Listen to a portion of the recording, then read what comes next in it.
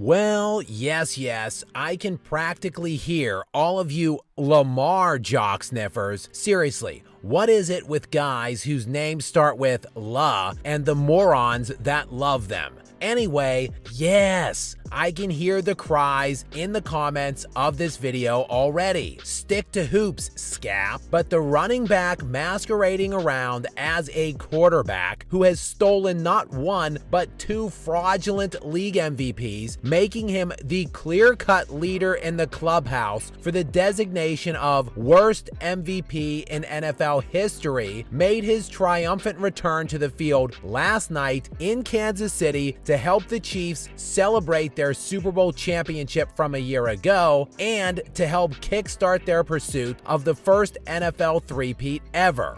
Lamar was, after all, instrumental in the Chiefs' run to their Super Bowl a year ago, as Baltimore was the #1 seed in the NFL playoffs last season. Baltimore hosted the Chiefs in the AFC Championship game, and Baltimore's #1 ranked league-wide damn near historic defense clamped down Patrick Mahomes and his Chiefs offense for the vast majority of that conference title game. A game, mind you, that Baltimore was favored in. Yes, in that game, the high-flying Chiefs offense was limited to just 319 total yards and 17 points. Luckily for them, though, the fraud MVP from a year ago, at home and again favored in the AFC title game, could muster a total of 10 points while posting a QBR of 42 for the game.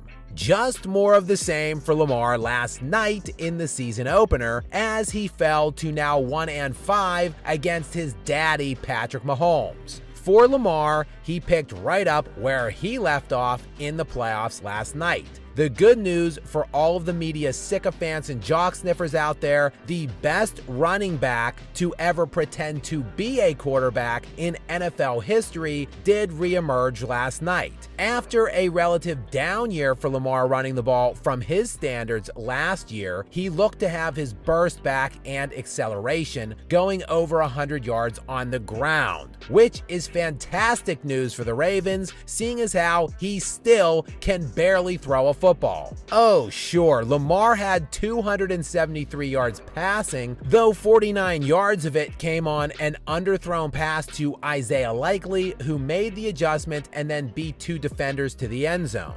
That play largely was likely, and it would be Lamar's only touchdown on the night. Not bad for a running back. Though Jackson would have a chance at another touchdown with less than 10 seconds remaining in the game, and with the Ravens on the 10-yard line down by a touchdown, Lamar would have Zay Flowers streaking wide ass open in the back of the end zone. And yet, this inept scrub passer, who has somehow won 2 league MVPs, pulled this throw by about 10 yards. It doesn't get easier than this. And that was after he missed Isaiah Likely on the previous play, who was also looking pretty open.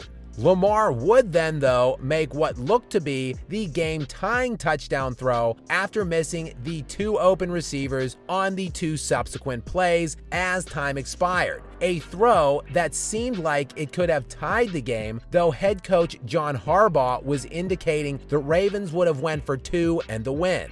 But, oh, not so fast. Upon further review, the touchdown was negated because Isaiah Likely's foot clearly came down out of bounds. But don't tell that to village idiot Lamar Jackson, who missed the throw a mediocre high schooler would have made on the previous play. No, to Lamar, that was a touchdown. Oh, and he still thinks that it is.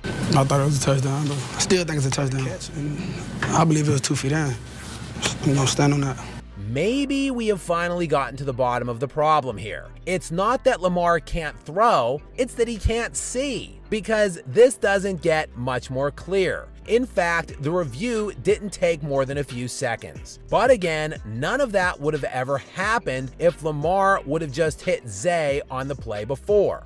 Two-time league MVP Lamar Jackson, though, would also address that in his very informative and well-thought-out post-game interview. No, I went scramble. I see Chris Jones was on Justice Hill. Justice Hill was blocking Chris Jones, so I was trying to help Justice out, and I tried to get out of the pocket, and I seen Bateman like flying across, so I'm thinking Bateman gonna stop, and as I'm throwing the ball, I see Zay flying across. I'm like...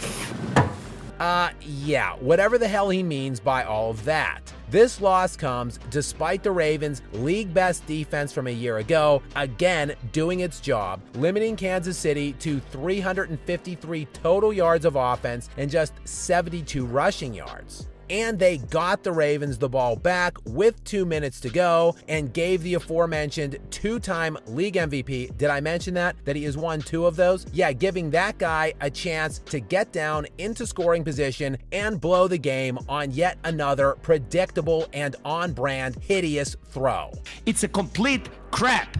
Ultimately, both of these teams picked up exactly where they left off and reaffirmed exactly who they are. The Chiefs, a bunch of winners led by a winner at quarterback who finds ways to win when it matters, and the Ravens, an elite defensive team helmed by one of the best coaches in the league and a quarterback who is an exceptional athlete, but that cannot throw a football to save his or his team's life with a penchant for pooping in his panties when it really matters. So the NFL media will likely do what they do best and give this loser another MVP by season's end, which, if anyone is counting, will surpass the number of actual playoff games he has won in his pathetic and massively overrated career.